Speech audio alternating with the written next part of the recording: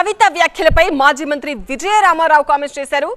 మీ కుటుంబ ధనదాహం, కుట్రలు, కుతంత్రాలు ఇన్నాళ్లకు తెలిసాయా? ఇంతకాలం కవిత ఎందుకు స్పందించలేదు అంటున్నారు విజయరామారావు.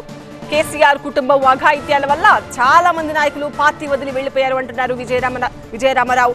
మీ దోపిడీ విధానాలను, నియంతృత్వాన్ని భరించలేక వెళ్లిపోయామంటున్నారు ఆయన. కవిత ఇప్పటికైనా స్పందించడం సంతోషం అంటున్నారు. ఇంతకాలము బీఆర్ఎస్ పార్టీలో, టీఆర్ఎస్ పార్టీలో ప్రభుత్వ నిర్వహణలో మీ నాన్న వెంట ఉన్న నీకు కనిపించకపోవడము విడ్డూరంగా ఉంది. ఈ కుటుంబ ధనదాహము, కుట్రలు, కుతంత్రాలు, కుటుంబ నియంతృత్వ ధోరణి పట్ల ఇన్ని రోజులని స్పందన ఎందుకు కనిపించలే? నిజంగా మీరు చేసినటువంటి అఘాయిత్యాల వల్లనే చాలామంది పార్టీని విడిచిపెట్టి పోయిన దానిలో జగ్గారెడ్డి, రాజేందర్, విజయశాంత, విజయరామారావు, ఇంకా పెద్ద లిస్ట్ ఉందమ్మా.